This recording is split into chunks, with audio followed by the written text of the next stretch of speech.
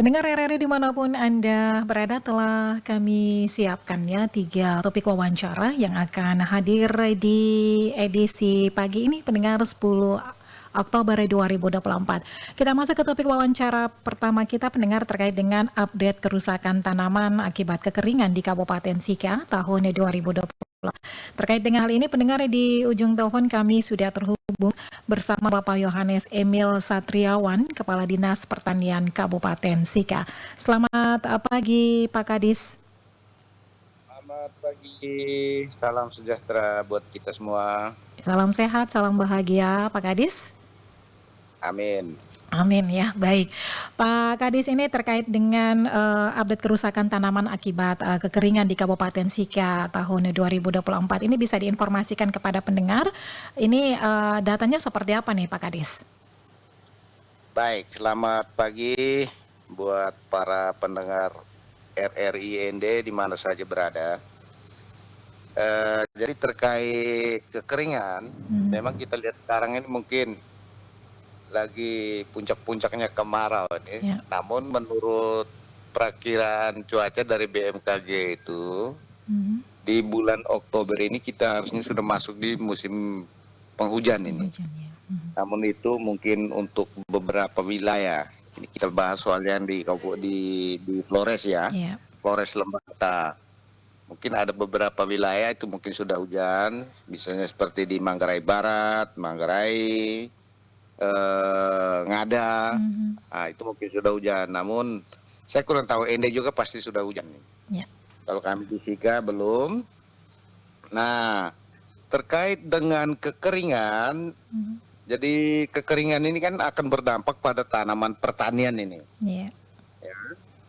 Ini yang menjadi wilayah atau bagian tugas dari teman-teman kita, saudara-saudara kita yang sebagai POPT ini. Pengamat organisme pengganggu tumbuhan. Jadi mereka ini selalu melaporkan manakala ada kerusakan pada tanaman. Jadi kalau kerusakannya sudah over, maka itu bisa jadi juga karena kalau kekeringan terlalu, maka orang bisa saja, petani bisa saja dia gagal tanam.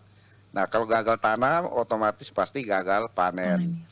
Nah, terkait dengan data kekeringan, kalau kami di Kabupaten Sika ini laporan dari teman-teman POPT, itu dampak dari kekeringan itu yang berdampak pada tanaman itu, yang data yang masuk kerusakannya itu dari bulan Januari, laporan ini, itu dari bulan Januari sampai dengan bulan April 2024.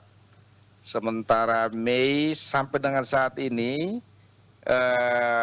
belum ada.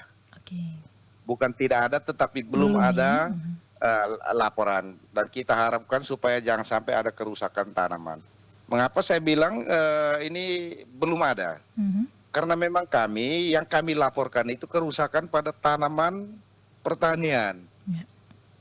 Jadi kalau misalnya yang di gunung-gunung kita lihat ada kering dan segala macam, itu bukan bagian dari wewenang kami.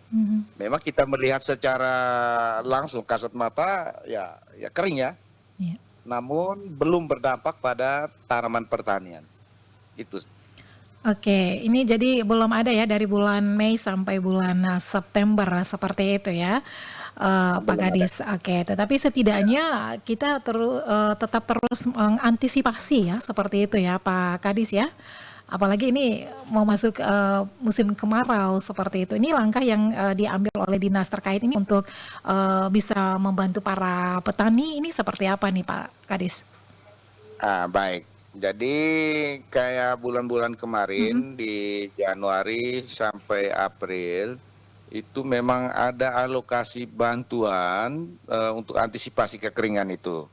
Ya, untuk antisipasi kekeringan. Jadi kalau misalnya di lahan-lahan kering itu ada bantuan benih tanaman pangan, yang mana kalau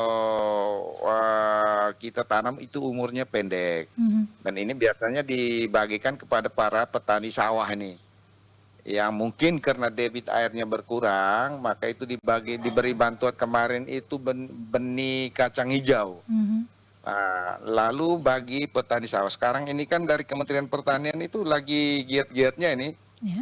kegiatan penanganan darurat pangan ini. Itu ada alokasi bantuan mesin pompa air. Baik. Mesin pompa air ini juga kan dari tujuan awalnya itu untuk penambahan atau perluasan areal tanam. Namun dalam perjalanan, karena kita ini, khususnya kami di Kabupaten Sika ini, itu dampak dari kekeringannya itu sangat-sangat luar biasa dari kemarau ini. Ya. Maka mesin pompa air ini juga kita gunakan untuk mengantisipasi kekeringan pada lahan sawah. Baik. Itu saja. Dan kemarin juga ada informasi bahwa ada kerusakan pada tanaman tomat seperti itu. Nah, dari Dinas Pertanian sendiri untuk mengatasinya seperti apa nih Pak Kadis? Jadi kalau yang kemarin itu menurut kami itu bukan kerusakan itu sebenarnya. Ya.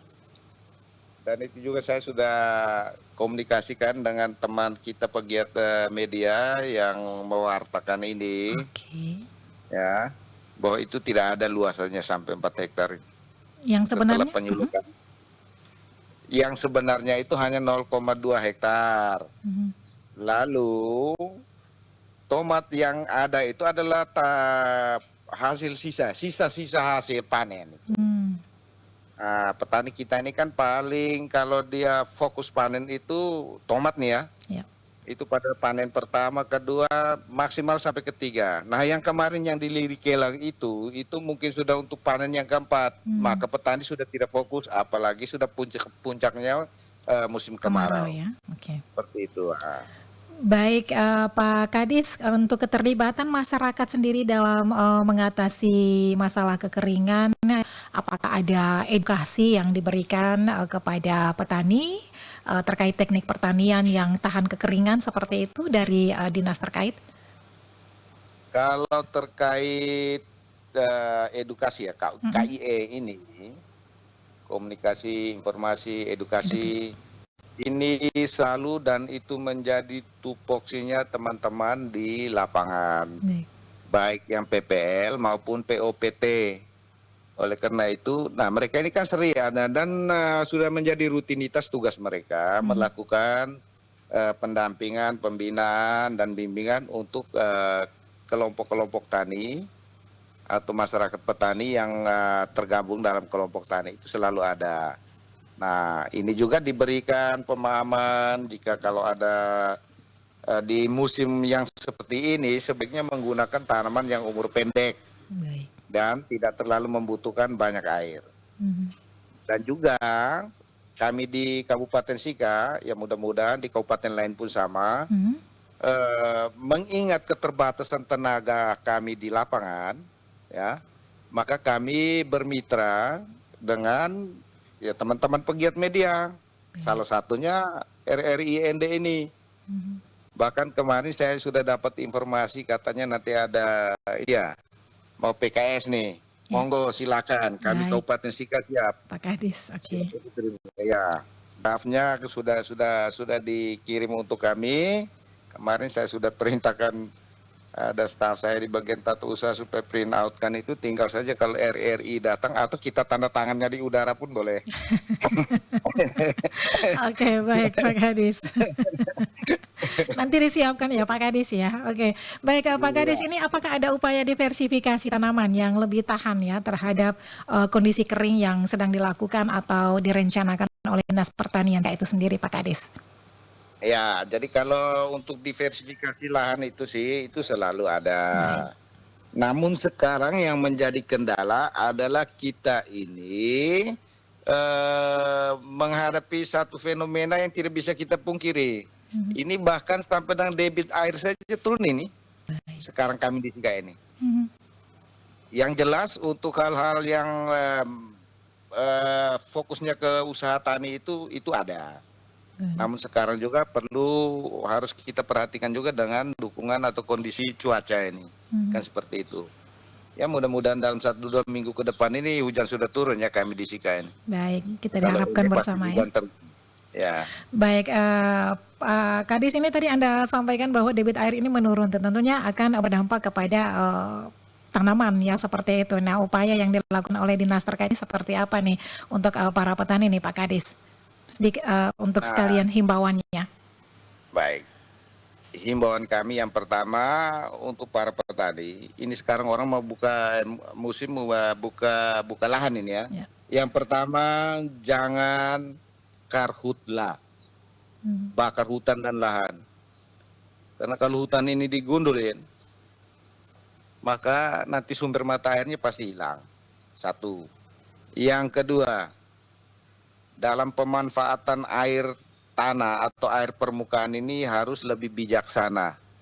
Artinya, kalau menggunakan air, ya yang seefisien, seefektif mungkin. Jika ada hal-hal yang tidak perlu, maka kita harus irit. Ya, ibarat kalau kendaraan bermotor ya kita harus hemat bahan bakar nih. Dan seperti itu. Sama juga dengan pemanfaatan air. Oleh karena itu, himbauan buat para petani selain dua yang sudah saya sampaikan dan yang ketiga itu gunakanlah tanaman semusim atau tanaman umur pendek yang tidak terlalu membutuhkan banyak air. Misalnya tanaman pangan itu jagung atau horti itu tomat atau cabai. Nah, ini kan sistem lab juga bisa ini 3 hari sekali baru diairi. Jadi seperti himbauannya. Terima kasih Kadis untuk waktunya pagi ini. Ya, sama-sama. Terima kasih juga buat RRI ND yang sudah menjadi mitra kerja yang baik dan sangat membantu kami. Tentu bukan hanya di Kabupaten Sika, tetapi di mana saja berada. Siap. Karena dengan hadirnya RRI ini, dengan bergabungnya RRI ini, segala informasi teknis bisa menyebar sampai kemana-mana. Itu saja. Terima kasih RRI ND. Ya, terima kasih. Selamat pagi Pak Kadis. Pagi.